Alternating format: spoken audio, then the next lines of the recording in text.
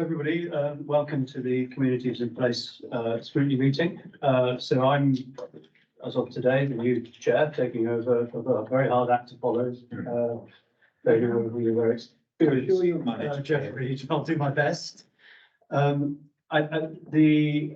think in the papers that were sent out, Richard Dodd was included. I think I've swapped out with Richard Dodd, so Richard Dodd's no longer a member of the committee.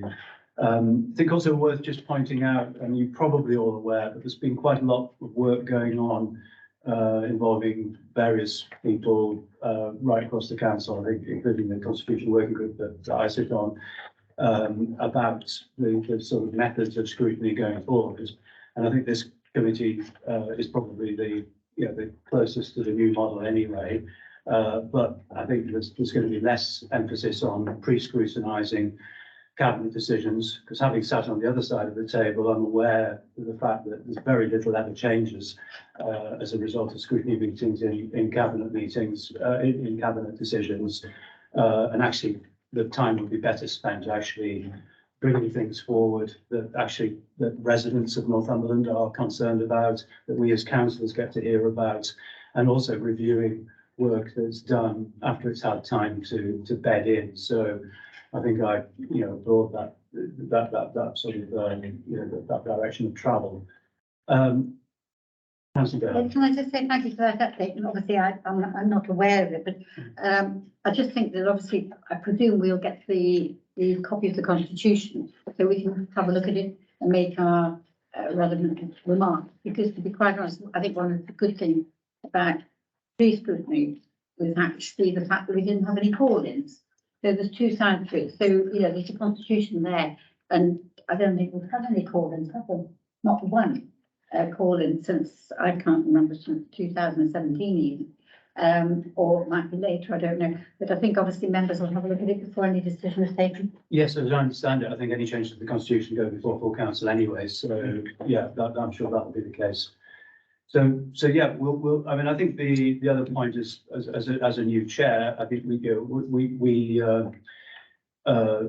here to scrutinise the work of the council, full stop. I mean, the whole council, the administration, the actual operation of the council, and we're acting on behalf of residents. So I think when officers give up their time and cabinet members give up their time to come and speak to us, we've got a really good opportunity to sort of dig deep. And I would just ask everybody on the committee, and I don't think there's anyone in this room that wouldn't do that, but if we can keep our questions sort of very concise and as incisive as possible, but and try and use the time that we have to actually question and dig deep and actually scrutinise. This is not the place, and scrutiny meetings are the place for politics or statements. We should be questioning. So hopefully that's the way we'll always operate. So we'll move on to the agenda, and the agenda item 1, I think we talked about, that's just the membership changes, and I think we should record thanks to Councillor Reid for the excellent way that he's chaired this committee since November 21. Apologies for absence. Apologies for absence, Chair, from Councillors Castle, Carr, Land and Gallagher. Thank you. Thank you. And minutes. So we've got minutes of the meeting on the 7th of December 2022. Obviously, I wasn't here, so are these a true and true record? True record. Thank you. Can somebody second that? Yeah. Yeah. I think on page 7 where it says it talks about preventative ill health, it's preventable ill health.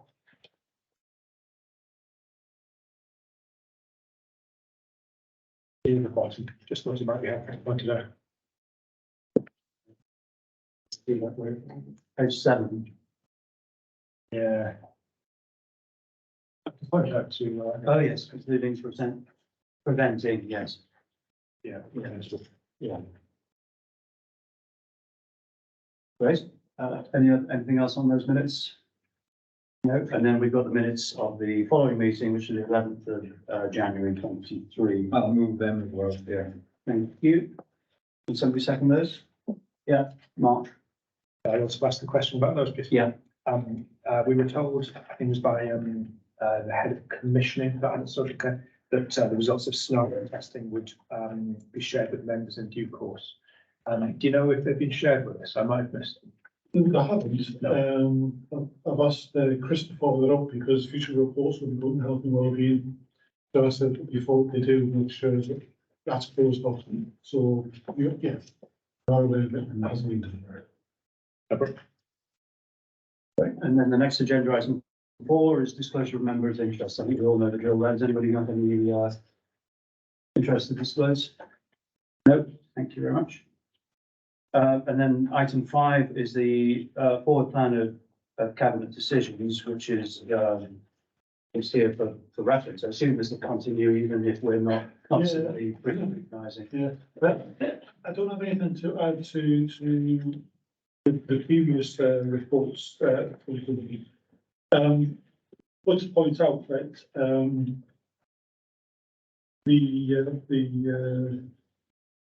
the homelessness and rough sleeper strategy will be coming to this committee basically, and you will see that it's listed on the 5th of April. The decision having been taken in March, and I think just to emphasise what you just said earlier about new ways of working, is that what we've been doing is we've been looking at reports firstly directly after the decision was directly been taken. And I think what chairs have suggested is that we actually wait 3 or 4 months before we do that to actually see the reports fed in and to see whether or not there's any sort of snags or whether the issue is picked up.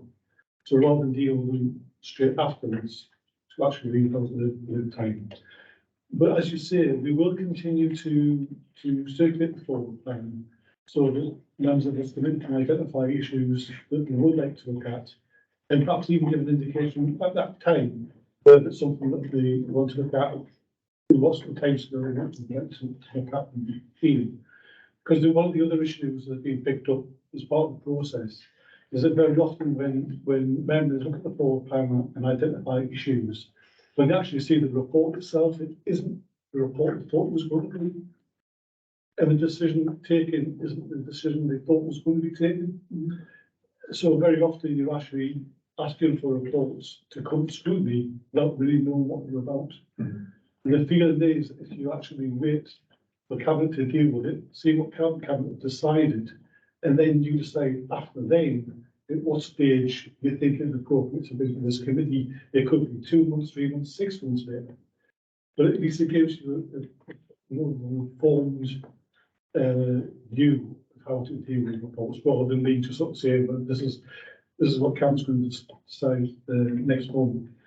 It's probably more appropriate for me to present to you, yes, this is the whole plan, but then also to provide you with how the cabinet dealt with a particular report, and then for you to say, actually, that's something we could look at the July meeting or whatever it may be. So that's the sort of thing to think of, as far as cabinet reports are concerned. But it's really about your own work programme, and not having over reliance on what the cabinet do. So it's a balance between the two. Yeah, and that goes back to the point I made earlier, is we should be scrutinising what needs to be scrutinised. It's sort of almost, relevant whether it's something that the cabinet particularly are interested in at the time, or but given that they drive the agenda, what they're doing is relevant in that sense. It's a priority, because what you don't want to do is you've got your own work programme, and then you see what the cabinet are doing, you think, well, perhaps we should look at that as well. But as a consequence of that, you might be knocking off something that you would be much better suited to dealing with. So it's making sure that you are not looking at the forward plan, letting that dictate the work programme, and then do your own priorities by doing so.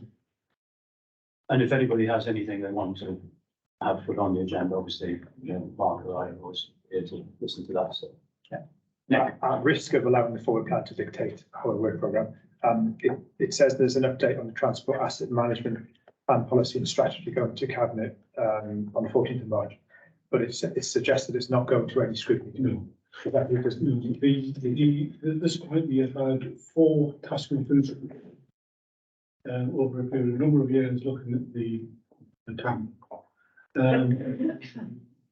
Lasting condition actually came as a sort of a series of reports to this committee on a sort of standing basis. And my understanding, David, correct me, that the current report that's going through is just seeking to make one or two minor changes on issues that can be well looked into. Yeah, it's to do with the fact that, you know, we've now got a, well, it's not just our local transport plan, it's, you know, it's a regional one, it's minor changes like that. There's nothing changed in the document really, it's just technical terminologies and things that need to be updated to keep it. Because and having a good TAMP actually results in us getting the most money from BFT as well, so it's important that we keep it updated and refreshed. So that's all it was. There's nothing significant that changed in it, just to reassure you. Thank you. Like, David, you want to add anything else? Not really, no, I mean, it is, as John said, just a minor update change. Okay, thank you, councillor. Can I just take that example, John, just about the camp, because obviously it was part of the original working group on the camp, where it started putting together. And is it still, I presume it's aligned all the way through with government legislation when government legislation changes? I'm not sure how often that is. And when it's reported and how it's reported back, or whether you just tick the box and change it, and put it back in again. I have no idea, but I think it would be interesting one day to have a look at the changes over a period of time. Well, as I say, as far as I'm aware, everything that's, they're just technicalities. There's nothing, you know, obviously they'll be in line with government legislation. Yeah. Yeah. And it's just keeping it refreshed so that we do tick the box to get the maximum funding from DFT. So there's no reason why we can't have sight of it. Well, there's no reason why I can't have sight. Yeah. We could circulate the document, I'm sure. Yeah. That's not secret. No. He's going to have a copy of it. Which, I mean, sure, that's exactly what we've been talking about. The cabinet papers will be published on the website. Yeah. And the decision 2 or 3 days later, so that members, you know, don't have to rely on updates from me. They can actually go and look at the reports themselves, and then judge for themselves what they feel the main issues and changes in the report. Great, thank you very much. Right, we'll move on to the substantial business, and we are switching items 6 and 7, as John needs to go away, so everybody's agreed to that. So we'll start with a sorry, no, 6.1 and 6.2 we're switching. So we're going to start with 6.2, utility companies on the highway. John, would you like to sort of? I'll just say a few words at the very beginning that government had an initiative to put all county councils on the same level playing field for the utilities, so that everybody was singing from the same hymn sheet here. We implemented ours in February 2020. It was quite a change really. It involved recruiting and had quite a lot of staff to deal with things in a timely manner. The main points are that, you know, not everybody needs to have a permit, but anybody that has a statutory right to work on the highway has to apply for one. There are exceptions with emergency things, some of them will be respected, and things like that. So, you know, the other thing is that we're not supposed to make a profit out of this, but then it's quite a fine balance to have the right number of staff to do this, and then you've got all the anomalies like, you know, when there's a push on for things like broadband and they want to dig up lots of roads to put fibre in and everything else.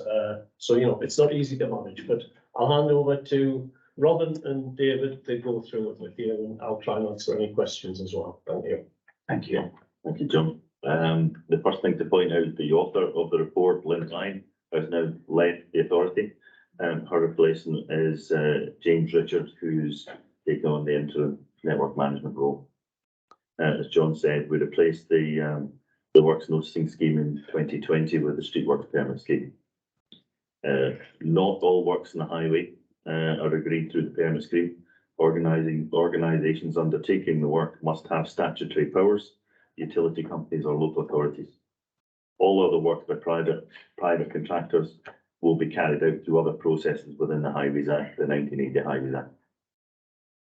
The focus of the permit scheme is predominantly on coordination, building on what we already do with street works, compliance to make sure everyone adheres to it, providing information to yourselves, general public, so everyone knows exactly what's going on in the network.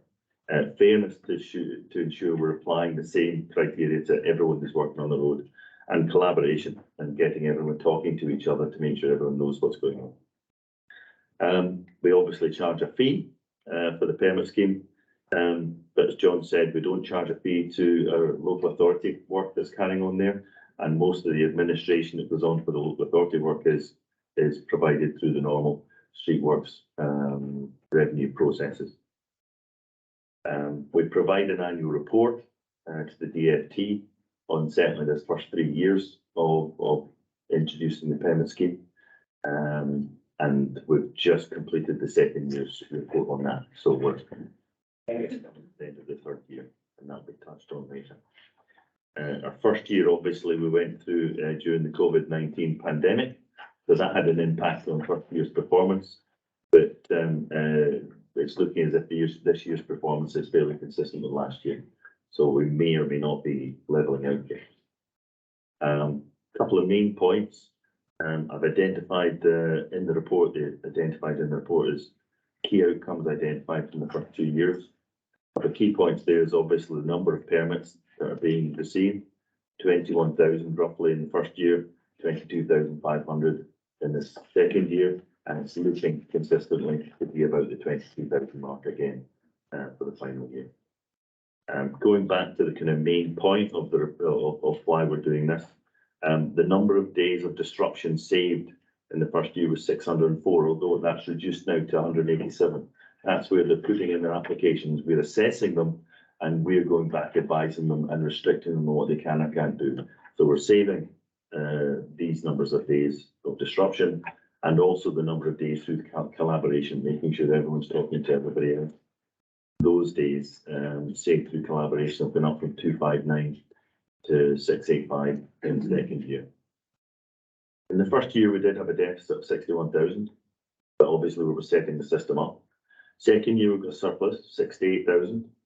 But again, we're still testing the system out. There's an awful lot of issues in there to do with fairness, how we balance what we do with the local authorities, trying to get the local authorities to work to the same list holders. And I think there's quite a bit of additional work needed to be done there. So we can't absolutely say what this year's going to be, but again, it's going to be consistent, but there's additional potential additional resource we put in here.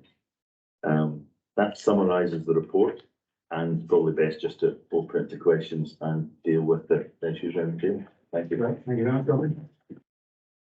Okay, so has anybody got any questions?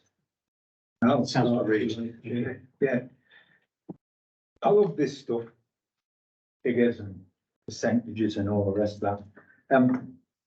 But there's somewhere which I obviously can't find when I need it, but I should have put a marker in it. But there's somewhere here about the fairness that you mentioned.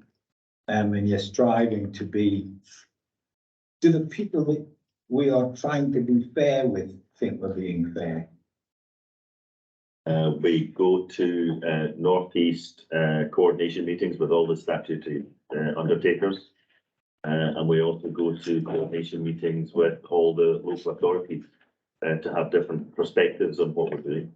And generally, all those issues that may or may not come up with fairness are discussed openly at those meetings. So yes, I would say we deal with all the utilities fairly across the board. Yeah. They might not agree where we're penalising them, but then again, when you're giving in a penalty for anything, they won't necessarily believe you're being fair. Yeah, it was just, sorry, Chair, it was just the way it was framed in the report. It was kind of like you're congratulating yourself on being fair, but you haven't produced any evidence to say that you are being fair. If you see what I mean. Yeah. So, yeah, you know, I could say I was fair, but you could be saying, what a tour right there is. Yeah, good point. So, you know what I mean? So if you're gonna do it, then perhaps we need to have some evidence. We need to have somebody, we need to have British Gas telling you that this is the, well, I've never been dealt so fairly. There we are. It's on page 68. I've never been dealt so fairly by anybody in my entire life. And just one more other thing, the difference between the first year and the second year, the difference is nearly £130,000. So how are you going to make certain, and the one thing you'd never mention in here, sorry, how, it doesn't tell me anywhere how much a permit is. Right. Which would have been handy to know. So because the difference is so great, and because the government is telling you that you shouldn't be making money out of this, so how much money are you allowed to make by the government? You know, if you are a £1 million surplus, would somebody from the government ring you up and say, I don't think so. So where's that line? Where is the line that says the government are going to say that you're making too much money? And how are you, what system have you got in place to try and balance this? So you make £61,000 loss in the first year, and a £68,000 profit in the second year. Mhm. What mechanisms are you putting in place to kind of level that out? I'll deal with both of those. In terms of the fairness question, I think it's something that what we've got to make sure we do is that we show parity between how we're treating ourselves as the local authority doing works on the highway and what we're doing with the utility companies and how we're treating them. And the team's ethos is absolutely to do that. And that does come back from the discussions we've had within individual utility companies and through any board meetings that Robin was talking about, that they do consider that we are doing that and that we are being fair, and we are working very closely and very well together with them to try and improve, you know, how they're working to try and reduce the disruption, etc. So I take your point about evidence of that. Yeah, we probably haven't got something that, you know, as a survey or whatever that shows that, but that is absolutely the view that comes back from people. And in terms of the issue about costs and etc., what we have to do is over the first 3 years we have to report back to DFT, and then I think it's every 3 years after that. As part of that, we have to do all of that financial information to do it. It is supposed to be cost neutral and, you know, break even. So at the end of that, well, we'll have to do it at the end of this third year. We need to look at where do we stand overall in terms of the costs that have been and the money that's coming. If we get to the point where it's showing that we're making too much of it or making a surplus, we then have to look at the amount that we're charging for the permits and reduce that down again to reach that point. In terms of that, we did have the surplus last year, but since that time, because we were struggling to get all of the permits all done and all make sure we've covered everything with them, we actually taken on some more staff, so there'll be some more staff cost in, which will then be balanced off with the income that's coming in. So it's the balance, but that's what we're doing all the time, is looking at that and reviewing that, to make sure that that's working correctly. I have noticed that's a very full answer as usual, Mr. Lawks, but you still haven't told me how much a permit is. It varies. It does vary. It varies depending on, yeah.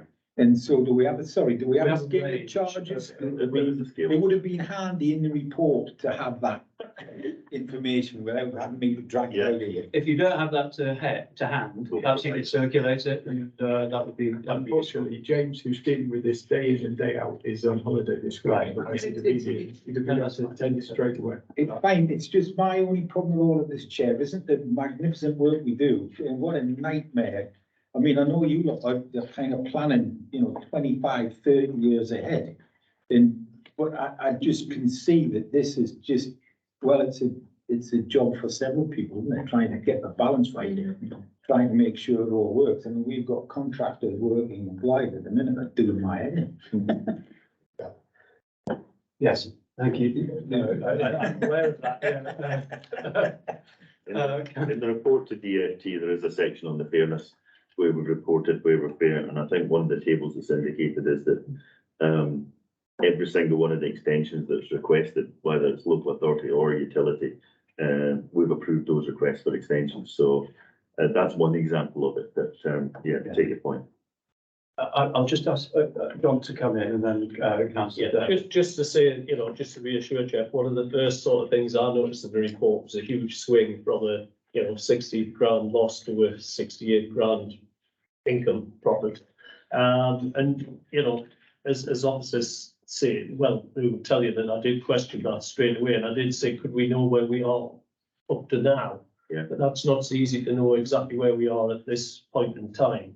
But you've got to remember that this is something that the government's encouraging us to do. We haven't actually been compelled to do it. And, I think you said, when will they say it's too much? I think it's their wish that we keep it cost neutral. I don't think there's actually a penalty for making too much, but obviously we will try and make it as they wish cost neutral. After this year, I think we will have a much better handle on it. The thing is, if we're making 30 grand profit and what times aren't very good for meeting fishing permits out, maybe we employ another person. So, it's a bit of something and see how we get to, I think, at the moment, and let things bed in. Right, thank you very much. A couple more comments there. Just on top of the costs against the income, obviously it's entirely dependent on the number of companies that want to come and dig up the roads. And certainly we've had a massive influx in fibre companies coming in.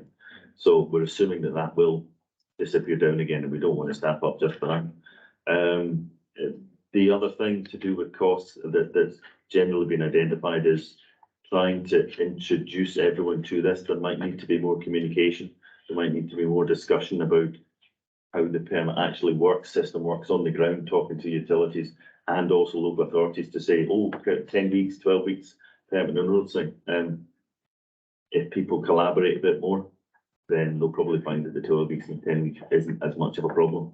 We can smooth that out, and we possibly need some more resources on that front as well. So there are things that we need to continue to look at between now and the end of the 3-year period. Thank you. Councillor Dale. Thank you very much, and thank you for the report. There's lots of figures and things. Can I just ask you, first of all, when they applied for a permit, is it first come, first served for Pacific Road? Don't ask, wait a second. I have happened to have probably the busiest road in the county, one of them, which is, and the amount of traffic, but the amount of roadworks. I have one village which has had gas works in there for a year. They're gone, but they're coming back again because they didn't do it properly. What I would like to know is also I've got fibre, I've got the mains, NWL, I've got the lot that goes through the A695 as the infrastructure for the whole of Tyndale. Now, all I really want to know is how it works, because it'd be better to explain to people. Because at the moment they're putting fibre in, there's also Northern Gas firm and somebody else there. So as far as the hierarchy of the county council highways are concerned, if somebody wants to work on the A695, do they get priority as first come, first served? Yes, I would. I think it's a good explanation to find out how you actually manage that. It's not the whole story, but yes, once they start coming in, it would be. But the whole purpose of the HOC meetings, we have a local HOC meeting, we run them, where we're discussing utilities, and they have to. That's to discuss the future programme. So we know well in advance roughly what everyone's doing. But after that, it would be first come, first served. Yeah. So and what happens when the emergency services come in, which I have terrible trouble with, because we are always having a lot of both electricity or gas, right? Everything has to stop because obviously the emergency services need to get on the road, action any work. So everything stops. And unfortunately, they go off elsewhere. So the TR, they can't get on with the permit work. So are they allowed to return straight away afterwards? And how do you stop? I mean, if somebody's booked in for 2 weeks and then they've been put off for a week, then they'll need another week. Does it mean the whole system is knocked on another week? Or do you say, right, you stick here, we're keeping our dates for the future one to when the permit was allocated time? How do you manage that? Because it's a nightmare. There are exceptionally good working relationships between the street works team and the utility. They're very good. Yeah. So we deal with most things through variations to the permits already raised. And obviously there might be circumstances that we just cancel that and we have to come back at another time, but it would be through a sensible level of collaboration. I think, Robin, I think it's fair to say that was a tweak that was made early on, wasn't it, through legal, through the permits, because originally the permits were very prescriptive to start with, and then we made them so they're very flexible, Councillor Dale, but exactly what you're saying. So we changed the wording on the permits. Right, thank you. I mean, the thing is, I just want to know the staff are excellent and bless them, I email them all the time. They actually do go on site straight away because I've had lots of problems. And I mean, the A695, you see the traffic lights and the traffic lights are always going down and the amount of emails and everything else that comes across, it's just like a nightmare. And Facebook doesn't help it because there's always somebody going on there too. It's just that it is a hierarchy. So obviously, it's better, I presume, you look at all the roads, A roads, first of all, and get them in moving. And I'm not saying the smaller side roads, which I've got problems with too. Do you actually ensure that all the highways of the A695 or the hierarchy is properly managed too, or is that just first come, first served? From that point of view, and when I say first come, first served, for a particular section of road, then yes, it would be first come, first served, unless we already know something and say, well, no, you can't go in there because we know something else is going to happen. But generally, it should be first come, first served. But the whole purpose of the kind of coordination meetings is to get an understanding of what's going on. So certainly we wouldn't allow people to go into roads if we knew that that was going to have an impact on other things within the community and the area. So there is a general network coordination, network management duty upon us to make sure that we keep traffic moving and we don't just, you can close that road regardless of the impact that's going to have. You can't close the road if it is going to have an impact, and we would discuss with them. And there's also within the new permit system, there are conditions and clauses that allow us to actually change what a utility wants to do. We would go back and say we're not going to accept that, but we would want to change your hours of working or when you're going to work, and that's on us that we're allowed to change those. I think the thing is the residents want to see it fair too. Yeah. I think, let me just add one thing on that. Obviously, depending on the type of road, it does depend on what people are allowed to do. It impacts on what hours we'll allow them to work, and whether we want them to just do things off. We will always push them to try and do it with the minimum disruption. So if we can get them to just bore something by, bits either side or whatever, without actually having to put traffic management on the road or road closure, we'll always push them to do that. But in particular, we'll be looking at the major roads and trying to control what they do on those to give them very tight timescales they can work to. If it's more in a cul-de-sac in a residential road, it doesn't have that same impact in terms of traffic. The other thing I was just going to mention is, this is part of the whole system of infrastructure that we have in this country, that we have chosen in this country to say that where statutory undertakers can be, where all of your gas, your electricity, your BT, other fibre and etc.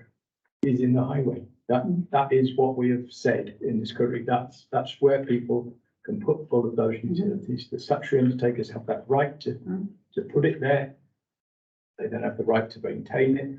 And what our job is to try and coordinate that in the best way so that we get that balance between all of that really important infrastructure working for all of us in our 100 businesses, but at the same time keeping the traffic moving, so that it's difficult and complex issue. I've noticed it, yeah, thank you for that, Dick. Right. Thank you. I'll come to you in a second, Nick. I mean, first of all, I was just saying, I think we need a better term for all of these people digging up roads and statutory undertakers. That's a single one. But the point, one of the things, whilst we are digging up roads and things, we are, as a council, we are rolling out more EV charging points. And is there an opportunity for us to get more bang for our buck and save money by piggybacking on some of the work that, so somebody, the water board comes and digs up the road, can we lay a electricity cable to a new EV charging point at the same time and save some money and therefore create more charging points? I think that there's two aspects to that. But one is we are more and more trying to seek to get collaborative working where we can. Change the way that the road closure orders are worded, so that if somebody's going in to do some work and then somebody else comes along and says, well, actually, if that road closure is happening, can we do this? We'll now be able to do that. There was a point where that legally wasn't possible because it had already named who it was that the road closure was for, and for legal reasons, then somebody else couldn't work there. So we've changed that. So we're always looking to try and do that. In terms of EV chargers themselves, I think up to now, we've been in the early stages of deciding where those could and should be. So they've tended to be sort of standalone projects. As we get more mature with understanding that and where those EV chargers are going to be, and if we have a long-term plan of where we're trying to put them, then that should allow us to take advantage of that when other works are happening, to see if we can get in there at the same time. That's good. Okay, that's very encouraging. Thank you. Nick. Thanks.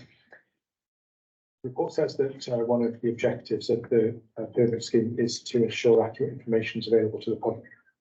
So I know that I get road closure emails. I think parish councils do as well. And I've also learned from reading the report that the One Network platform is publicly accessible. Yeah, but I was wondering how members of the public access the One Network platform, whether you promote it, or whether you're fairly reliant on county councils and parish councils to publicise the road closures for you. And if there are any other ways that you do publicise the road closures, I don't know about. Yeah. We do try and push it, the One Network, but I think more could be done on that, because it is a very useful system for people to get that first information about what is going on. So it is something we've looked at to see if we can get it more prominently on the website, and that's something It's accessible through the county council website. Is that the only way to access it? No, you can, anybody, anybody at home can just log on to One Network, and it's available to them to look at and to see what's happening with the roadwork. So we're certainly trying to push that as for people to self-serve as much as possible. And that is something that we need to do more work on. The other aspect that's different for the streetworks permit scheme is that every piece of roadworks now should have where it's happening, a sign up that says who's doing the work and what the permit number is. Again, that's something that's brought in with the permit scheme, so that the public can find out that information if they're asking what is happening. Does anybody? Could I ask one more question? Yes, of course. Yeah. Brilliant. Two related questions, I think. So on page 38, there's a paragraph. It suggests to me that the utility companies aren't engaging as well as they could be. It's the long paragraph towards the bottom. But at the same time, on page 53 and 54, it suggests that utility companies are actually collaborating perhaps better than the Highlands Authority. I'm just wondering if I've interpreted those two paragraphs correctly. We don't have the page numbers. Right. Actually, yes.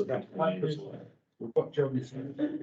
So it creates this all about. It says all utility companies, SUs, I'm assuming that's utility. Yeah. So the opportunity to have regular formal meetings. However, their preference has been to deal with individual matters as they arise. Mhm. The utility companies will also offer the opportunity to meet with the local authorities. However, in the first meeting, this was discontinued due to low taking. So it gives me the Right, impression okay. that they're not engaging very well. That's on the report to the DFT, that was a supplementary to this. With regards to the utilities, it depends on the utility. There's exceptionally good utilities that engage on a regular basis, turn up to every, HOP coordination meeting. And then you've got some other utility companies that are in and out very quickly, don't talk very much, standard of work might be poor, that we have to spend an awful lot of work with. So there is a discrepancy between the kind of standard utilities. With regard to the difference between local authorities, it's a question of, for years, we've been operating a certain way. We've brought this permit scheme in. In order to, and for us to program the vast amount of work that we have, then there's going to be quite a big learning curve for that permit scheme. So we are working with that, and we have identified that there's additional resource required that to better collaborate with the different areas to get. It's the difference between what our permit officers are doing with utilities and how they're responding to some of the local area officers. And we just need to have better dialogue with the local area officers. So I've identified that, and that will be rolled out next year to improve on that. But it's just a minor reference to that in the report to the DFT. Thank you. And most authorities say the same thing. Excellent. Okay, is that it? That's the guidance, Mr. Chair. I mean, I'm not a member of this committee, Yes. so I don't know if I'm allowed to make a suggestion or make a comment. I'm happy to use the Right. chair's discretion to allow you to do that. Let's move on from the permit situation, what happens next. And John will know that for years and years I've been on about the state of our roads, the state they're left in by utility companies. People complain about the state of our roads all the time, and driving along, your car's getting rammed to bits. Most of the time, it's not potholes. It's repairs done by utility companies that after a short space of time, just sink for whatever reason, and it's maybe something your company want to have a look at. Because our roads are getting destroyed by utility companies. I think that's, I mean, it's worth, just sort of, because it is related, isn't it? It's sort of, and I've had some experience in Corbridge where the big broadband pipe that was going across the country went through sort of Corbridge and left a bit of a mess, and the council highways team inspectors kind of got it dealt with and pretty quickly, and they came and fixed it. But it is an issue, and how do you tie that in with these HOP meetings and so on, and hold their feet to the fire on that? We have the street works team that are responsible for going in, monitoring, inspecting all that work. Yeah. So most of the time, if there are those kind of issues out there, in addition to what they do, if you email directly to the street works email address, Yeah. then it will come in, it'll be assigned, someone will go out, inspect it and defect the company as necessary. But these issues are reported and discussed in the HOP meetings, and obviously we encourage the poorer ones to improve. Yeah. But generally they are encouraged because of the level we defect them, and that's got a finance impact on them. Yeah. We do have one of the companies in, they've requested a meeting with the Streetworks team because we have been defecting them quite heavily. They've requested a meeting to understand how they can better improve their work. So the system does work. I do accept that you drive around, it's like that, but if you've got any issues, email Streetworks And then they'll pop out. you'll address it in the case by case. Thank you. Make it very clear that I presume when there are defects, the council are not paying for it. No. Thank you, because that's the big thing you made, is saying the council came in. Actually, the council can come in maybe, however, they will be charging the utility company, so it is not a cost to the taxpayer. Yes, it's I think that's- An enforcement, Yeah.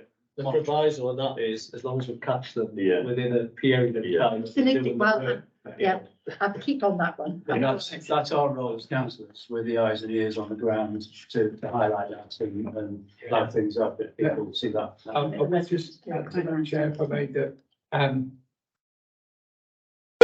from a highways asset manager's point of view, the fact that utilities are able to work in the highway and do what they need to do is, is a problem for us, because it does cause discontinuities in the highway with the digging trenches, which creates joints, and then you get differential movement, etc. And again, it comes down overall to the whole UK government's approach to things, because the standard of what has to be carried out as the repair, as the trench and the surfacing for it, is what's laid down nationally. It's national specifications of what that repair has to be, and that's what we make sure that the utility companies do. But undoubtedly, if you dig a trench through the highway over years, that will inevitably cause damage to the highway. And certainly I, personal view, and I think most highways people would share it, is there are lots of cases where a utility company is doing a trench, and what we want to do is resurface half the road, as opposed to just that trench repair. But that isn't what the national requirement is, and then it's a balance in terms of who should be paying for what, I suppose, in the long term, and between the consumer paying the utility companies to do their works, and then what falls back to ourselves as the highways. That's a good point. It's above the pay grade of this committee, but it's a good point. It's We also carry out coring. It's not just inspecting. If we're unsure about the quality of work, we have a coring program that we can go in and core the trench and prove to them that they've not constructed it properly. And again, we charge them for that as well. And what else I want to hear, Charge? good. Well, thank you very much. That's been very interesting and useful, I think. So we'll move on now to an update on fire service improvement attention. So, Colin, do you want to absolutely? Wait till these gentlemen vacate the room. Yes, thank you. Thank you, folks. Thank you. Yes. Okay, recruitment and retention of non-poor firefighters. Right, so in Northumberland, we have absolutely wonderful fire rescue service. But it's made up of two different sorts of firefighters. You've got the whole-time firefighters, and these are full-time jobs, which are very easily filled because it's a job that a lot of people want to get into, a career a lot of people want to get into. There's places you can go, over the ladder, so to speak. And then the vast majority of the stations in Northumberland are not manned by full-time firefighters, they're staffed by our retained firefighters. Now, not a great deal of difference between them, they're all fully trained professional firefighters. But where it differs is that the retained firefighters, because they're not paid a salary, they don't go to work for a number of days and do a shift. They are on call from their home or from their workplace. And this is the problem, because if you're a retained firefighter, you're actually giving up an awful big part of your life to be, because it's a far smaller salary you get. I forgot exactly what it is, percentage terms, but Jim will tell us that. So you could be at home on a family day, you could be on call, you could be having a barbecue. You restrict yourself because you can't have a drink perhaps, or you can't go out for that night for a meal because you're on call. We're also hamstrung by the fact that you have to live within 5 minutes of the fire station. 5 minutes isn't a long time from when the buzzer goes. By the time you stop what you're doing, get dressed perhaps, find your car keys out and get to the fire station. So these are sorts of things that has been really, really making it difficult to, in a huge rural area like Northumberland, to get these rural fire stations staffed. So what I can say is that there's been an awful lot of work and been carried out by our officers, particularly Jim McNeil here. And the position is getting better. nobody ever needed worried about a fire station not being manned because firefighters can be shifted around if there's not enough firefighters on call at the rural station. It very rarely happens where a rural station isn't on the run. So there's a lot of work being done. It's in this report here. So I'll actually pass it over to our expert Jim, who, like I say, has done an awful lot of work on this. Yeah, so Jim, I think, I'm not sure whether the official title is deputy chief or assistant chief. Yeah, Yeah, assistant chief. I just make a point. I think I hope the joke about the ladder fire. Gets in, not very good. But Jim, could you just give us a sort of outline and then? Yeah, thanks, Chair, and thanks very much, Colin. I guess my starting point is to give you an idea of where I've worked previously, so I'm clearly not a Northumberland lad by any means, but I'd spent a huge proportion of my time up in Scotland, and I've worked alongside our on-call volunteers and full-time firefighters for the better part of 20 years. I've been involved in recruitment and retention, I've been involved in training, I've been involved in review of contract, and I've literally brought that mindset and that change back into the job I'm doing now. Paul made a point about, our on-call firefighters are the backbone of that organisation, of your organisation. If I take your mind back to the Holt Whistle fire that happened a few months back, I guess it would be now. The first attending crews who mobilised there were crews from Holt Whistle, who within 10 minutes could have either been in bed or been at a primary work location on a shift. And within that 10-15 minute time, they were going into a burning building, they were putting other lives at risk.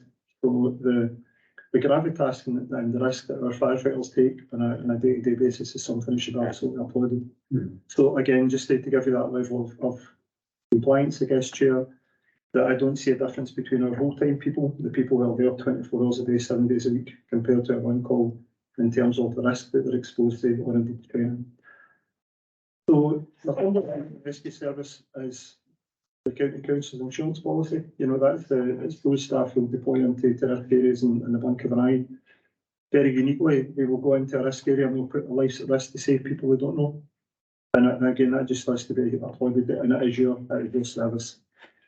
So I'll give a wee bit of where we are, where we've been, and some of the things we're doing to actually increase and improve the availability and retention of our on-call part of the business, if that's okay.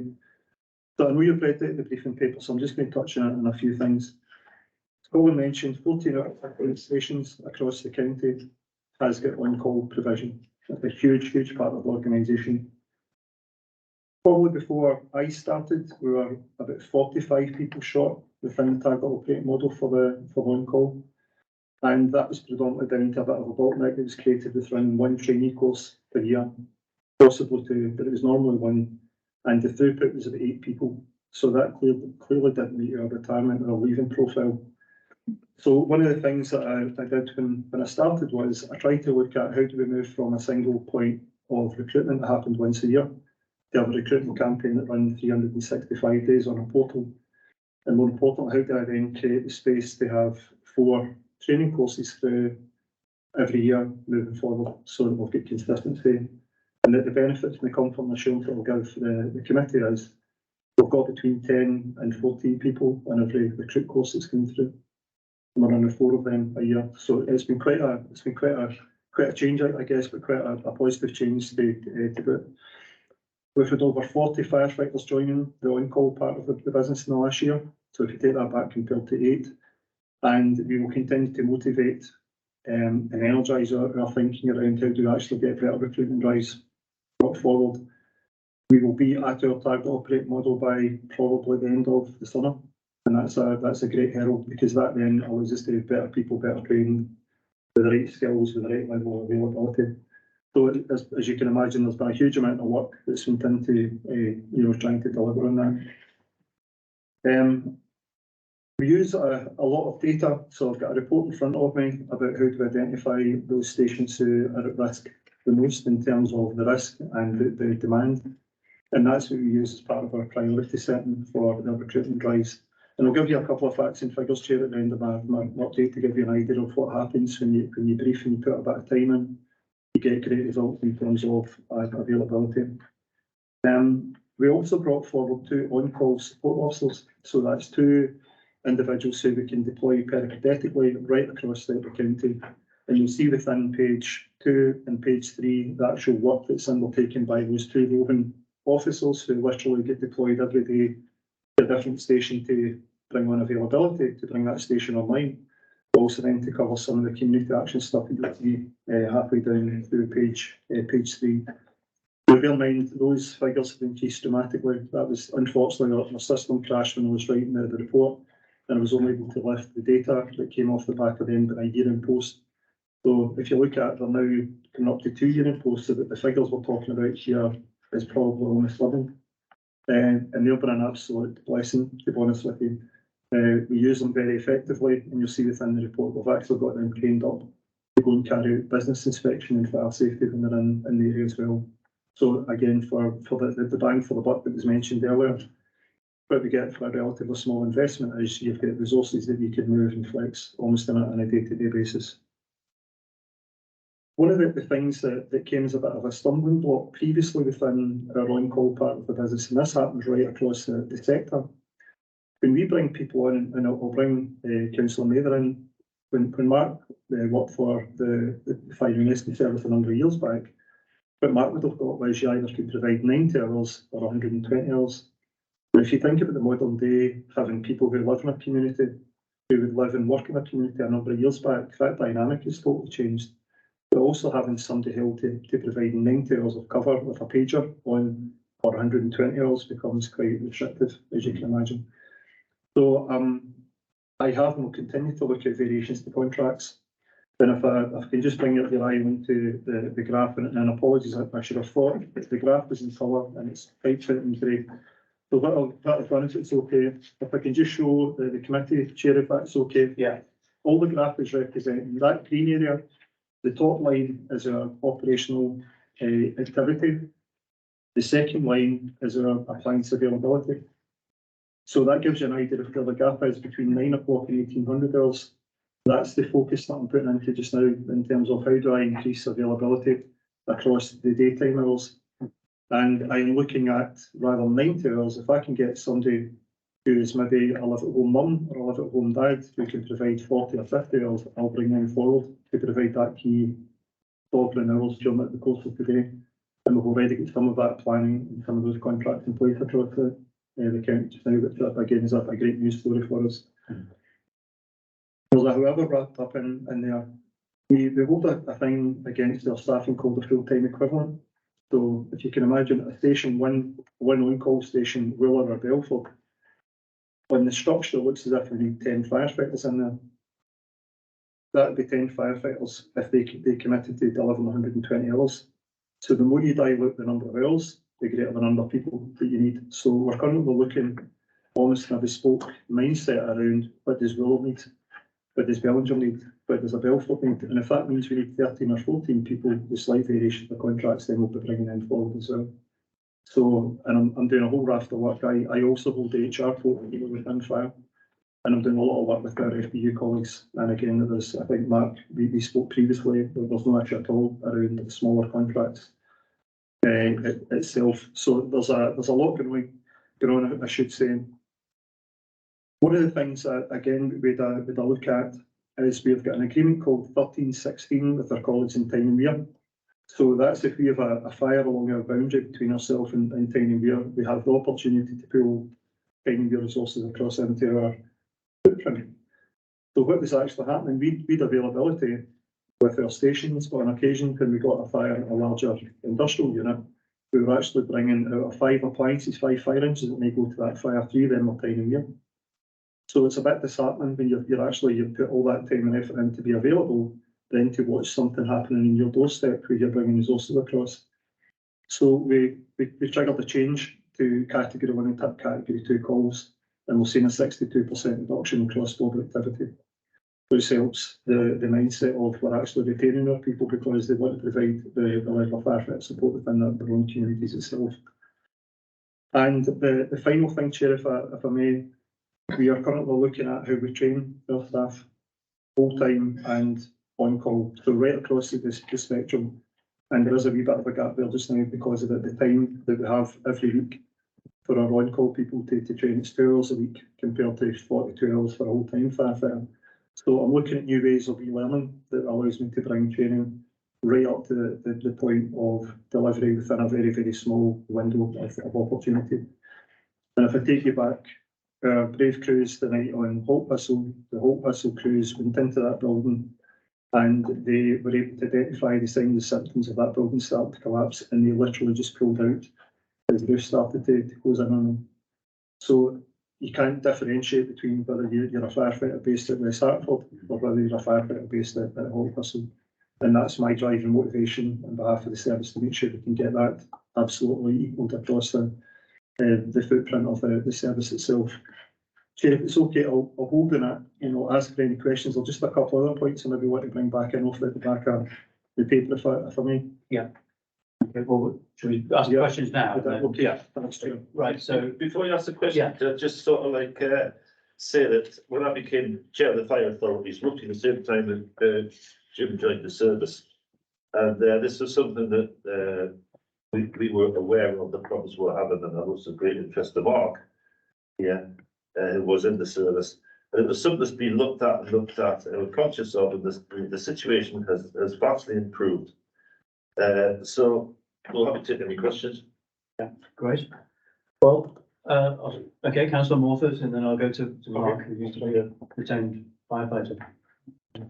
So increasing the catchment area from 5 to 8 minutes, obviously is going to make it easier to recruit more on-call firefighters.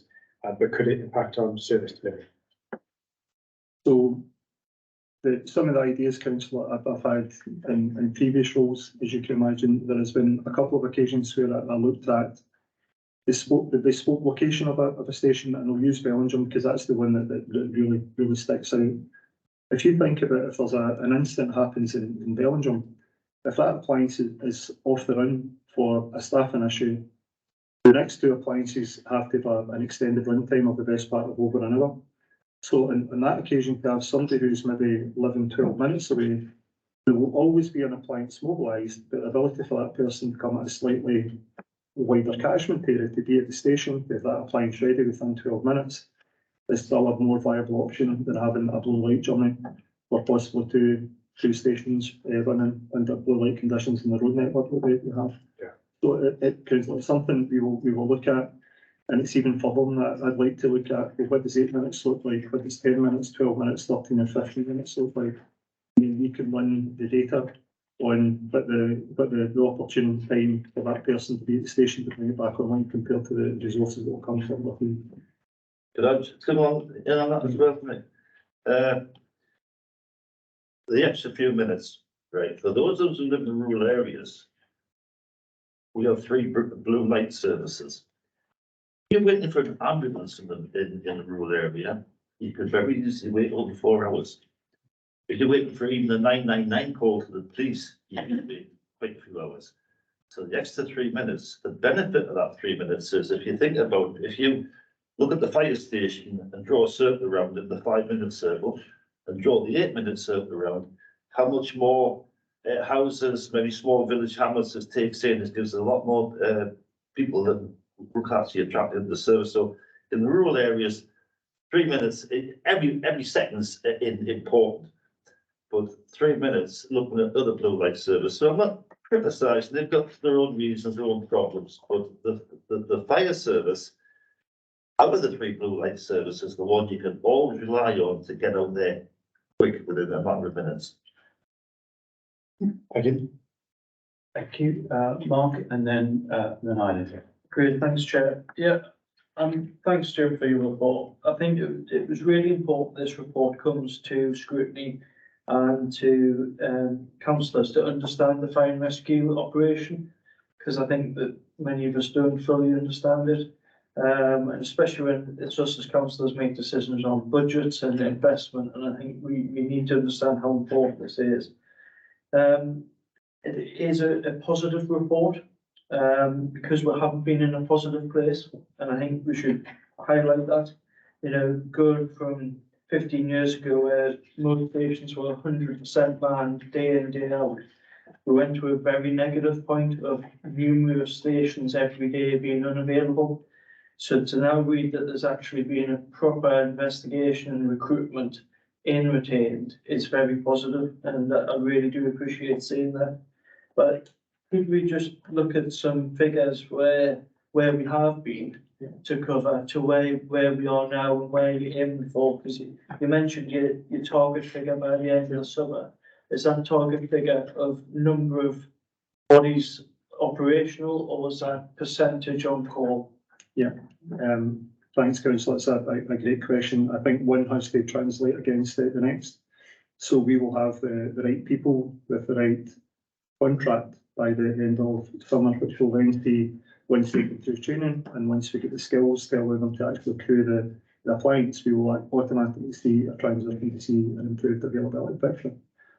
I think it's really, really key to say, although it's a positive report, we still I carry risk in your behalf, as I'm paid to do. We have got some stations who are performing really well. We've got some stations that still cause me sleepless nights in terms of availability.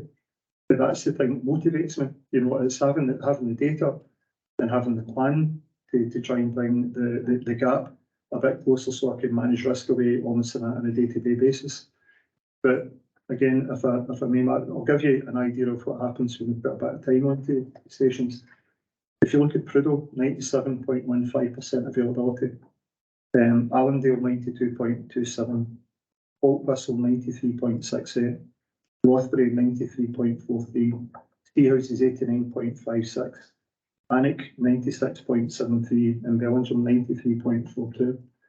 So we've got 14 out of our 15 stations. There are other stations that fall a bit behind that, and that's where my priority sits. Because at any given time, we could make a staffing decision that could leave a station area closed for a out of cover for a period of 3, 4, 5 hours, and that's when the event takes place. My job, and the job of the chief and the dep, is to make sure that we have got the weight and speed of attack on the surrounding stations to make sure we can still mobilise.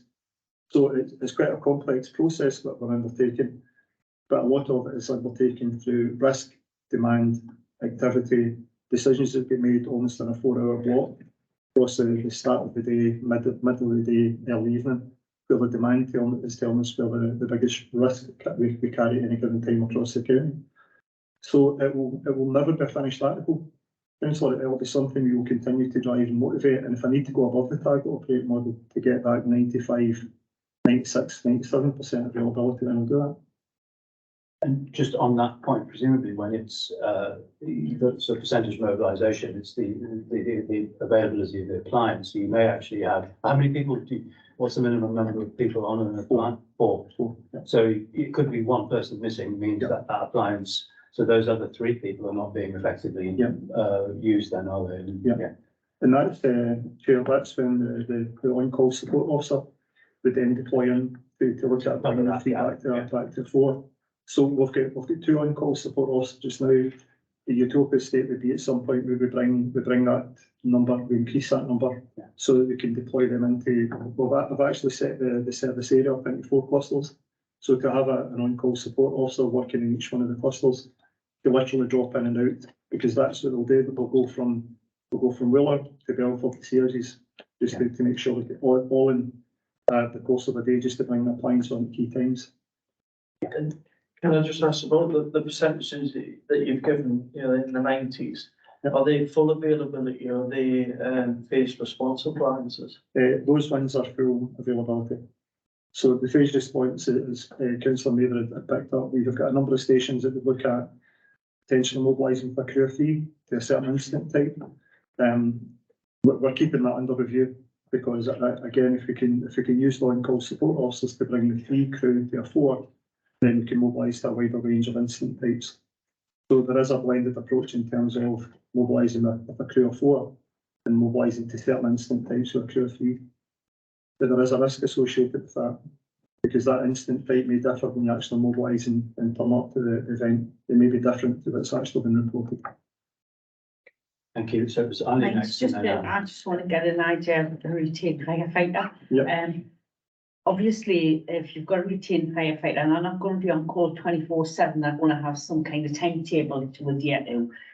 And I'm interested in the type of people that could be a routine firefighter. For instance, could you have somebody working full time, but say was free in the evening to be a retained firefighter, so you could be part-time and not full-time, do you know what I mean?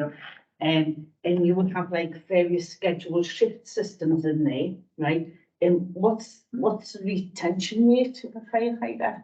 And if they get called out, do they get paid extra for being called out? Yeah, they do. There's a great few points in there. So somebody who's working full time, who wants to provide a degree of cover during the evening or through the night time, can absolutely do that. That's not an issue. People who are night shift who want to provide a degree of fire cover during the day. So remember that wee graph, unfortunately, was printed out in the grey paper. If I can get somebody who can just provide 40 or 50 hours between the hours of 9 and 6 o'clock of a night time, I'll bring that person forward as part of a contract. Right. We are looking to, and again, it's probably that innovation, play that spin continually. We are looking at an innovation and a resilience plan for the likes of Amble, Rothbury and Alnwick, to allow the watch management team, the on-call watch management team, to actually coordinate their own availability. So we're running that for a couple of weeks, and it's proven 100% availability across that period of time. So that's your scheduling, your structure. Out of a staffing model of potentially 12 in a station, all you need on is 4. So there's plenty of flexibility built into the system to allow you to have plenty of time off, either before you work, when you finish up your primary work. So we're not running people on the clock continually about, we're out working during the day, and then they're on cover during the night, and then they're back out working during the day. So there's plenty of time and plenty of structure that we can bring forward on that. So a retained firefighter will get 10% of an operational firefighter's wage as a retainer. We'll then get a disturbance payment of around £20, and then they'll be paid an hourly rate when they mobilise out the door. And the hourly rate's on an equilibrium of a whole-time firefighter. We haven't got a clue how much firefighter is. So 30, just over 30,000. Yeah. A bit more than the pay law that's just coming. Yes. Great, thank you. And then Jack. Thank you very much. Thank you for your report. And can I just ask one or two sort of questions about the whole of the delivery of the just so I get a bigger picture. I presume, I know we had the closure of the Hayden Bridge fire station. Yeah. Really hear that? It wasn't. No. Well, no, anyway, it was the night. It's the night to remember, or to remember, whatever. Anyway, I presume that the structure you have in place for delivering a service is fit for purpose, as long as you have the staff. Yeah. That's all. So Yeah. basically, are there any fire stations at the moment that haven't got enough retained staff? So they can't actually be in use or on call. Yeah. That's one thing. Yeah. So that was just about the number that actually haven't got the staff available. The other thing is that everywhere we scrutinise and have a look at reports about all kinds of things, some leisure facilities and goodness knows what. And recruitment is an enormous issue across the board. Yeah. And I feel sorry for anybody who is trying to recruit, because it is a real problem everywhere. And there's jobs for people who might think, oh well, I can just do this during the day and not do something. And it is very much a volunteer position, and a pride of being actually, retaining firefighters for your area. Yeah. The concern I have is, what is the turnover of them, and is that difficult to manage too? I mean, you might have some fabulous people who are going to stay there and they will stay all the way through, but if you are having retention problems, that will add out obviously to your difficulty. So it's just, there's various questions about how many fire stations are actually not in a working position at the moment. What's your turnover like? And the 45 extra people, I don't know how we can dangle carrots. Yeah. But maybe, I don't know, we have two, we've got Predo and also there's Hexham nearby. But I don't know what carrots we can get for people, but you're saying that they have to be within 3 minutes. Well, that's not going to make any of my people available to any of your, outside ones. So just out of interest, the other thing is, at the weekend, are those who are fire officers, can they become retained officers at the weekend? Yeah. So it's just to get the Yeah. sort of structure about everything. That's great, councillor Bill, and these are exactly the type of questions that you need to ask, so I can tell you a bit about the organisation itself. So the stations as we look at just now, we're about 23 people got from our target operating model. So that's what that looks like, and it's difficult to say where the priority of stations look like, but the strategy that we've got is I've got the data that tells me what availability looks like, and that's my first trigger to look at. Well, that's the station we need to prioritise. So the next recruitment drive will prioritise Pegswood, Keeling, Wooler, Berwick, Wincall, and Belford. So that's where the current gaps are that we're looking to bring that bespoke modelling across in terms of what does a full-time equivalency look like, or what does 2 or 3 people above that actually look in shape up to be. When we were running one trainee course a year prior to my time in service, we weren't even touching sides in terms of people leaving. So if you can imagine, I think even running a single course of 8, you're always going to be behind the curve. You're always going to push 30, 40 people short. But having the ability where we can scale up and we can bring 40 people in over the course of the year, that will far outweigh any retention issues that we have. And normally our retention is really, really good, because the people who give that commitment back and they generally do not do it for the money. When you actually break down the hours that they're committing into with that small level of cost that I've wrapped up, they're doing it for community, they're doing it for the community spirit. And there is a degree of pride as well where, we all wear that badge, your badge on our desk with a huge degree of pride. We don't have a retention issue, and luckily and quite uniquely, we don't have a recruitment issue as well. We've got people already scheduled for the next couple of courses. I would be really, really worried if I'm sitting here saying I've got courses sitting and I haven't got the people to backfill in it, because that's me exhausted the pool of potential people have in the communities. But we also operate with some of our full-time staff who are based at Berwick, Pegswood, West Hartford and Hexham, and they operate a thing called a dual contract. So that means that they've got a primary contract and they'll take their shift at Pegswood, Pegswood, West Hartford and the 2-day staffing stations, but when they go back home overnight time, they come onto a dual contract. So they're providing that level of cover, and that's something, if you recall, it was something we were picked up on through the HMI inspection. That was our cause of concern, that we were relying too heavily on dual contractors.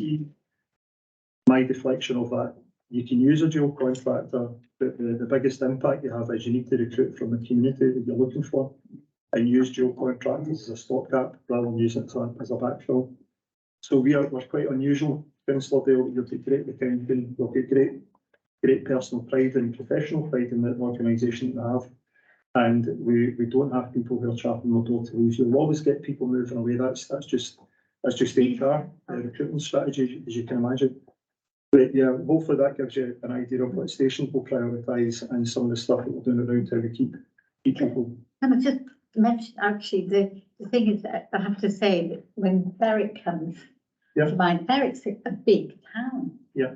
And, if you can't get retained fighters within a big community, it shows you that it's not just the size of the community. Yeah. It's the pride of people wanting to do more for their community in various places. But I don't know what the county council in that area, whether they can do anything to sort of address and try and make it easier for you. I don't know, but yes, I mean, I just stand up for it because it's such a large area. I didn't know about the other area. Councillor Dale, that the benefit we've got at Berwick has got a daytime staffing model. So we've got operational staff who are there from 8 o'clock in the morning through to 1800 hours, and then they also provide nighttime cover as does the on call. So we've got 2 appliances available during the night. But we need to push the final couple of people back into some of these stations. I can understand that. It's very easy to say, well, actually, we've got people, without actually saying we need more people. Yeah. Thank you very much. Great. Thank you very much. Jeff, you're next. Yeah, I've got a couple of wide-ranging questions really. You said when you were talking to Councillor Dale there, we're 23 short. Yep. So have you budgeted for getting those 23 people in the service, or are you going to need some more money? And how robust do you think the system we have now is? You know, how much hammering could it take? You know, an explosion or a real track wreck or something. Basically, how much pressure could it take before it needed help? 245 submissions of interest is really good. I mean, that, you know, well done on that. Have we got any idea about how diverse? Yep. That might be, you know, in sort of age profile and gender profile, race profile, all of those things, you know. And when this is just a bit of a weird still question. When Tyne and Weir come over and help us, do they recharge? And it kind of, you know, how expensive could that be? And talking about having people with dual contracts, could the fireman from Tyne and Weir become a retained fireman here? If, you know, if they lived in, you know, if they lived in Gateshead and they were 2 minutes from Prudhoe. Yeah. So those were, if you can tackle any of that, that'd be great. I'll start from the last if it's okay. Yeah, of course. So we have got dual contractors who have came from Tyne and Weir who provide cover, so that their primary base is within Tyne and Weir, but they're a non-call firefighter under a dual contractor protocol. The notification of interest, I'll get the information to you because we actually profile the number of people that can follow through the notification of interest. I just don't have that to hand, so I'll definitely give you that. In terms of a budget, budget's been something we'll very forensically try and get an idea of genuinely what is the cost of running the Northumberland Fire and Rescue Service, because when you play back in all the complexities around what the staffing look like, what does actually getting to target operating models look like for both full-time on-call and our day staffing stations, only then can you actually say the physical cost of an organisation is X. So from a budget point of view, we do have the budget. That's something I've been really keen to put forward. We don't carry a vacancy factor. So the budget that we have got for next year to allow us to recruit in, we have that budget already pre-existing, so we don't need to come back and look for any more money on it. The issue that I have around resilience, at any given time, you know, I could bring up, there's a system called Gartan, that's our officer availability system. At any given time, councillor, I could hit a button to run real-time crewing, and based on the time of day, based on time of night, based on the weekend, our ability to resource into a Reedsdale fire, for example, could fall over very quickly. Because by the time you bring the resources to deal with the fire, you've then got to think in 4 hours' time you need to relieve them. So you need to get firefighters off the hillside in 4 hours, and then for 4 hours. So if you think about the commitment that goes back in just to resource an event that could run 4 hours, we manage that really well with recall duty. You know, we don't just deal with the people who are on shift. We actually pick a wider request and get people to come back from their off-duty pattern to allow us to operate. But the modelling I am looking at is that we should be able to manage 2 simultaneous 5 fire engine fires at any given time. So that's taking 10 resources, that's on the staff of the organisation taken out.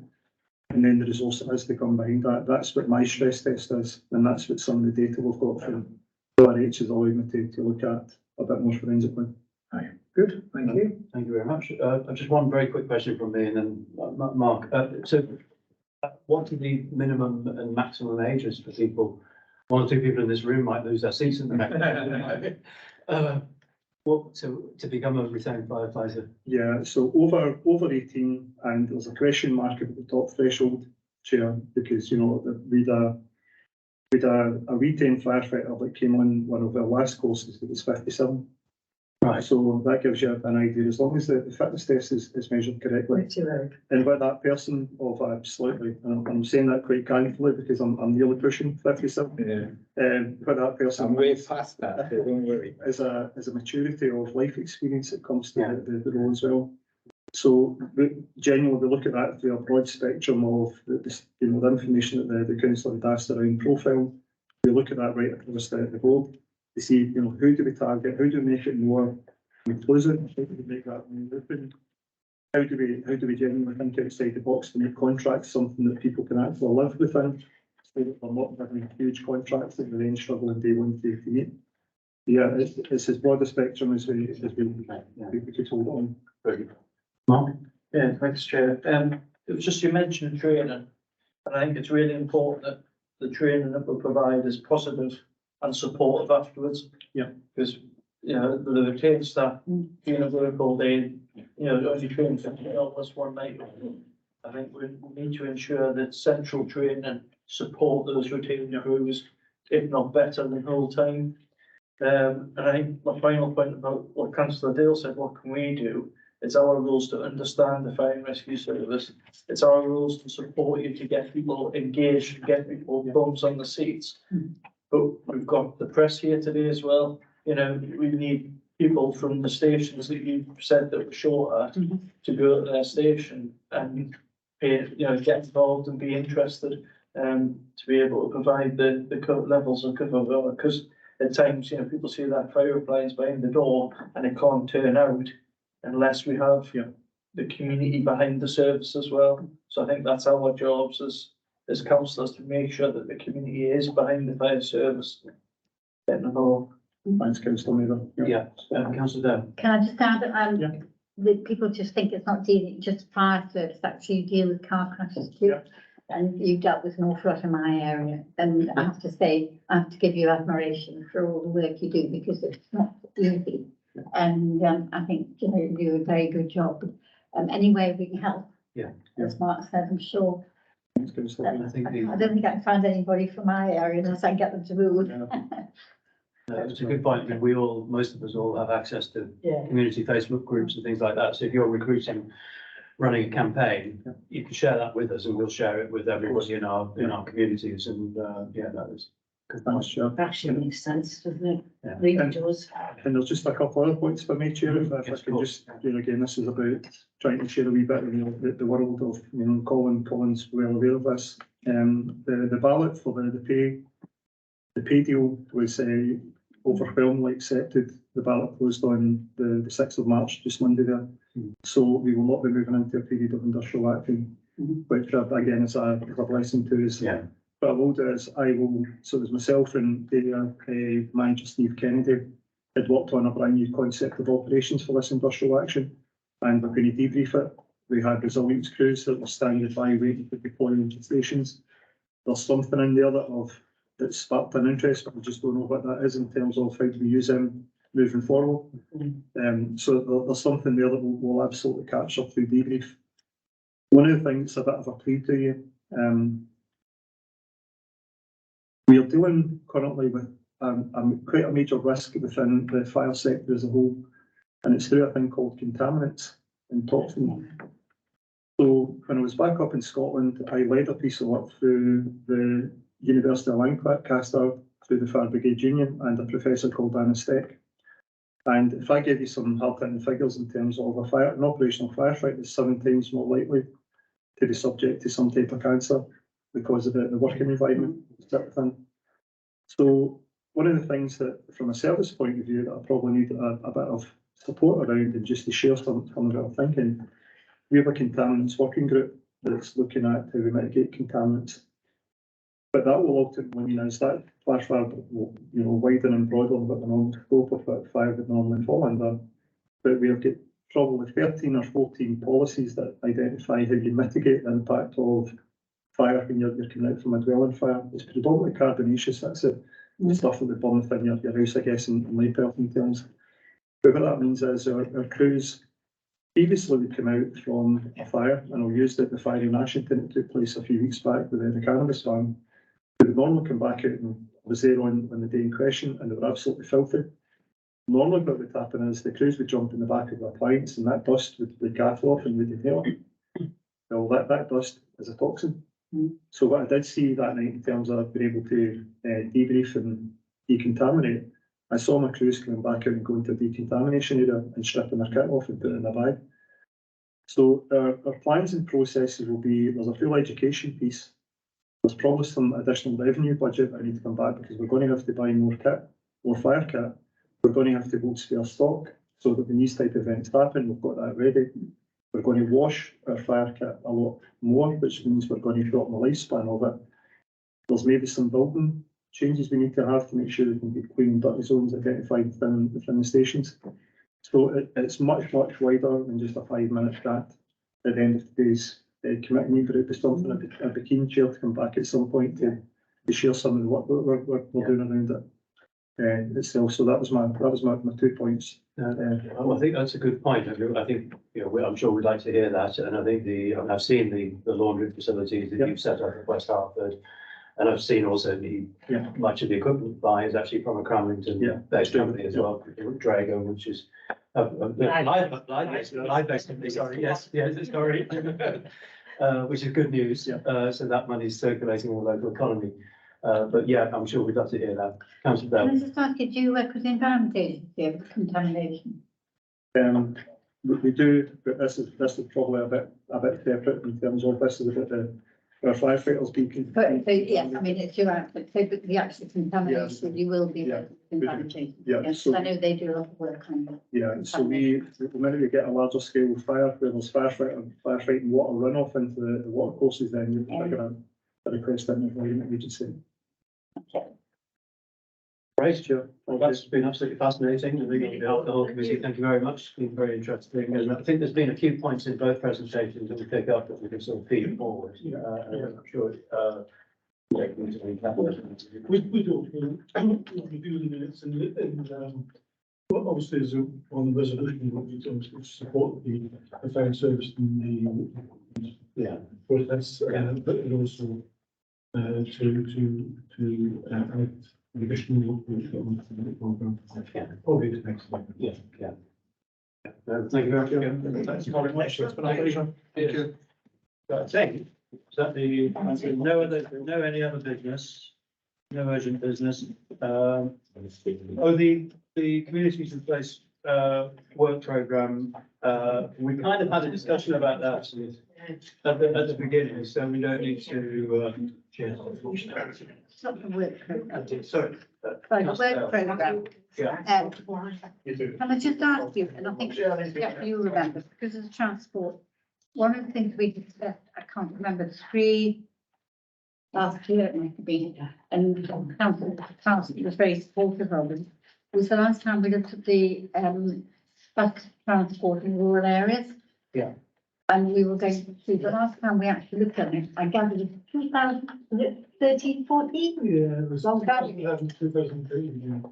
So what we asked, because these the bus charges where the subsidised bus charges, etc. And actually to ensure that our rural network is still working. Yeah. And everybody said, just a moment, was it that? I thought it was that, you got me right on that one. So I just think it would be appropriate. I did ask if we could put it in, and I think Gordon agreed. I think you agreed, or you were twisted to agree. Me? I can't remember. I don't even know my own name anymore. So, yeah, I probably did. It's Because I knew I wouldn't be doing it. So. it is coming. Janice Rose is even on it. It will come to the committee. She was waiting for the government announcement on the funding. And as soon as that is through and a plan is put together, she will come to this committee. And if further work, again, going back to our previous conversation, if that leads to further needs or examinations, then it's the committee. I think at the present time we're losing some of our rural bus services. And actually, I think we need to ensure what we've got now is working properly, or should be. And I think that's the thing. I've got one that's dropped off and I've got it back put on again. And I've had to have another delivery, but I don't know if anybody else has. And these are subsidised. Have you as well? We really need to grasp these. If we could just have a report now that actually what subsidised bus services are in place at the moment. Can I suggest, because we've got the point that Sean's made about the waiting for the government funding is important, but also there's the devolution deal, and the transport, as, element of that, which is a significant part of that deal, whether or not you agree with this, is going to drive some of the way that rural bus transport is funded. So I think we'd probably be jumping the gun. I think what we should do is I would take your point, and I absolutely agree we need to be looking at this, and probably everybody in this room has got some sort of interest in it. But we should. There's no point in going before there are significant sort of changes around, with the kind of funding. All I'm asking for is to have a list of the present subsidised bus services we have in place, and I can't remember, there's quite a lot of them. Yeah. And I mean, some of them have just probably fallen off by now because of the lack of use or the cost of them, whatever. But I think the point being is people are complaining more and more about the delivery of rural bus services, and by the time they've gone through all these things, it'll be another year and a half, 2 years before we get anywhere. And in that meantime, we, councillors, have actually not asked or raised it as an issue. Yeah. And I mean, Nick, you're in a rural area. I'm in a rural, I've got rural transport problems, and Mark has, and I'm not sure you live in. I live in the metropolis. Are you thinking of scrutinising the current facility now, and then when the devolution deal and all that pot's mixed up, we can then scrutinise what that will look like? But if we scrutinise what we've got now, I'm not saying no. It's changing. It's changing. I think that the point I think it goes back to what we were saying at the beginning of the meeting. The whole purpose of scrutiny should be to try and sort of influence things. And if we've got the I mean, I absolutely accept your point, that we need to understand what's there now, what's being funded, etc. And there's no reason why that information can't be circulated. And I think but what we should be looking at this committee to try and do is influence the actual the policy from a county council point of view, but actually perhaps even further into because Northumberland and Durham are the kind of rural parts of the new LA7 and bits of Gateshead as well. Yeah. So we should be trying to influence how that and there'll be new ways of doing things with smaller sort of buses hopping around rather than rigid routes and things like that are being looked at, and the fare structures and intermodal transports and access for cycling and to bus stops or railway stations and so on. Can I just ask that we have a copy of what we've got now? Yeah. Because actually we can then see exactly what the costs are, because actually in the end, it lands up sometimes to the people in the rural areas deciding what they want to use. And I've done you use it or lose it, and certainly they used it. Yeah. And, we need to have it to know what our residents want. And it's all very well people coming and saying, oh, we're going to deliver this, that and the other. But actually what we've got now, and it gives us some idea about actually what's being used. Yeah, no problem. Thank you very much. I'll get in touch with Janice to get us on the time scale when she can come, but in the meantime, can we have that schedule as soon as possible? Brilliant, thank you very much. Nick. Thank you. Could I just ask a quick question about the last item on the monitoring report about trees and woodland strategy? It says the final draft of the strategy is coming to this committee in the summer. So I was under the impression that the tree management policy is coming to this committee in May, and the strategy, which was a bigger thing, was coming at a later date, but I wasn't sure when. What's the latest? When are we expecting the policy, and when are we expecting the strategy? You understand the differentiate between the two. I thought the policy was, the tree management policy, I think, covers the remit of neighbourhood services who presented to us last time, and that sits within the larger strategy, which was going to take longer. That was my understanding. Hasn't that been somewhere? I'm sure I've seen the tree management policy sometime. I'll double check. To be honest, I wasn't separating the two. You may well be right. But what we said to Greg, because Greg initially was going to come and deliver the strategy in March. But when he came to the committee in January, there were so many issues that were put out both from the committee and from himself that he needed that little bit longer to come back. And I said there's something there. I think June was actually mentioned in the meeting. And the reason why I say the summer is because of the things we've been talking about previously. It is going to have an impact on the dates of the meeting next year. So I didn't want to say June, because I don't know what work program will look like in June. That's why I said the summer. Yeah. So I was just giving myself a bit of room. Yeah, that's fine. It seemed a little bit optimistic if the tree management policy was coming in May and it's only a small part of the strategy. It seemed optimistic to expect the strategy in the summertime. Yeah. So I'll just double check that. We really had. Thanks. I agree with that, I remember. Yeah. Yeah, true. Good, I think that brings the meeting to a close. Thank you very much. Thank you. Thank you.